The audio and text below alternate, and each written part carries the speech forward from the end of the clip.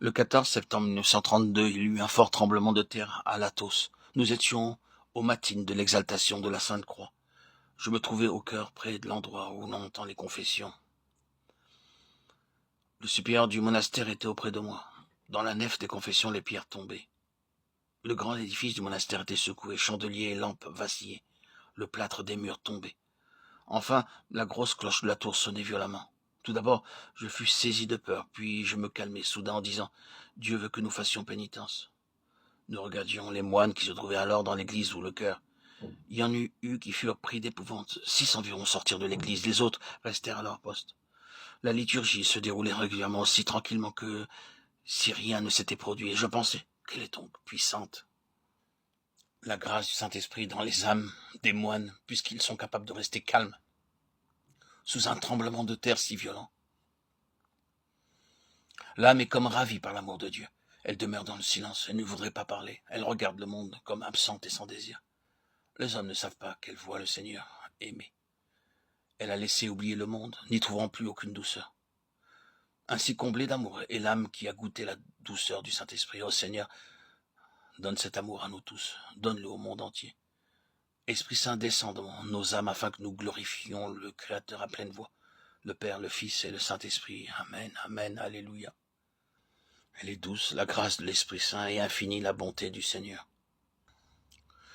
Mon âme désire le Seigneur, elle le cherche avec des larmes. Comment ne chercherais-je pas le Seigneur? Mon âme était heureuse avec lui dans la paix, et l'ennemi n'avait point de part en moi. Maintenant l'esprit de malice a acquis pouvoir sur moi. Mon âme est dans l'incertitude et sous ses coups. Aussi elle languit vers le Seigneur, elle le désire à en mourir. Mon esprit tend vers Dieu, rien sur la terre ne me réjouit plus, rien ne peut consoler mon âme. Je veux voir le Seigneur, et en lui être rassasié, je ne puis l'oublier. Je crie dans la plénitude de ma peine, Dieu mon Dieu, aie pitié de moi, aie pitié de ta créature tombée. Ainsi se lamentait Adam, les larmes coulaient sur ses joues. Bénit la terre à ses pieds, le désert entendait son gémissement, les oiseaux se taisaient de douleur, et voici que toute paix abandonna la terre. Quand il vit Abel tué par son frère Caïn, Genèse 4, 1, 8, il ne contint plus sa douleur et pleurait. Il s'écria. De moi sortiront des peuples qui se multiplieront, mais ils vivront dans l'inimitié et se tueront. Sa douleur était profonde comme la mer.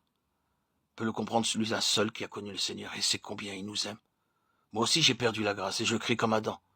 Sois miséricordieux pour moi, Seigneur, accorde-moi l'esprit d'humilité et d'amour. Je te désire et te cherche avec des larmes, tu t'es révélé à moi dans le Saint-Esprit, et c'est dans cette connaissance que mon âme te désire. Adam pleure et dit, le désert m'est indifférent, je n'aime pas les hautes montagnes, ni les prés, ni les forêts, ni le chant des oiseaux. Mon âme porte le deuil, j'ai offensé Dieu. Si Dieu me rappelait au paradis, je pleurerais dans l'affliction parce que j'ai contristé mon Dieu aimé. Chassé du paradis, Genèse 3, 23, Adam souffrait, pleurait des larmes de découragement. Ainsi, toute âme qui a connu Dieu languit. Où es-tu, Seigneur? Où es-tu, ma lumière? Tu m'as caché ton visage. Qu'est-ce qui t'empêche donc d'habiter dans mon âme? Mais voici, l'humilité du Christ me manque, et il n'y a pas en moi l'amour des ennemis. Adam pleurait pour son méfait, l'affliction remplissait son cœur. Aussi bien ses larmes se tarissaient, son esprit ardait pour Dieu. Et plus que la beauté du paradis l'attirait, la force de l'amour divin. Oh, Adam, tu le vois. Mon esprit faible ne peut contenir ton désir de Dieu, mais néanmoins peut se charger du poids de son repentir. Tu vois combien moi, ton fils, je souffre sur la terre. Le feu de l'amour est si faible en moi, il est presque éteint. Adam, chante-nous le cantique du Seigneur afin que notre âme s'élève et se laisse perdre dans la louange et la bénédiction de son nom. Comme dans le ciel le font les chérubins et les séraphins, comment lui chante le triple sanctus toutes les armées des anges. Ô Esprit Saint, cherche-toi du poids de mon repentir. Patriarche Adam, chante-nous le chant du Seigneur afin que le monde entier l'entende et que tous tes enfants tendent leur esprit vers Dieu pour que tous se refassent dans le chant du ciel et oublient les peines de la terre. Parle-nous de la gloire de Dieu que tu contemples. Parle-nous de la mère de Dieu et comme elle est bénie et glorifiée dans le paradis, raconte-nous quelque chose de la joie des saints dans la patrie. Comment ils se tiennent humblement devant Dieu, rayonnant de grâce. Adam, notre Père, nous sommes dans l'affliction sur la terre, nous tes fils que tu oublies. Console et réjouis nos âmes affligées, la terre entière est dans la souffrance. Ne peux-tu point, dans la plénitude de l'amour de Dieu, te souvenir de nous? Tu vois, Père, notre peine sur la terre. Dis une parole de consolation. Et Adam répondit, « Voyez mes enfants, mon âme est remplie de l'amour de Dieu, jouit de sa beauté.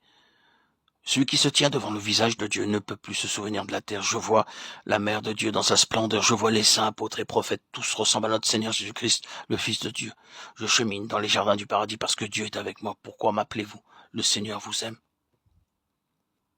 Il vous a donné ses commandements. Observez-les, aimez-vous les uns les autres, et vous trouverez la paix en Dieu. Faites toujours pénitence pour vos péchés. Qui m'aime, je l'aime. Qui me bénit, je le bénis, dit le Seigneur. Prie pour nous, tes fils, ô Adam. Notre âme est angoissée, remplie de peine. Toi, tu habites le paradis, tu vois les chérubins, les séraphins et tous les saints. Oui, nous aussi nous bramons après Dieu. Mais si pauvre est le feu de l'amour en nous. Toi-même, mets en nous ce que nous devons faire pour plaire au Seigneur et attendre le royaume des cieux. L'amour de Dieu est sans limite. Qui pourrait le décrire? Adam avait perdu le paradis terrestre et le cherchait avec des larmes. Par sa mort sur la croix, le Seigneur lui ouvrit un autre paradis, le ciel où resplendit la lumière de la Sainte Trinité. L'âme remplie de l'amour de Dieu oublie le ciel et la terre. Son esprit contemple déjà invisiblement celui qu'elle désire. L'âme est comme ravie par l'amour de Dieu. Elle demeure dans le silence et ne voudrait pas parler. Elle regarde le monde comme absente et sans désir.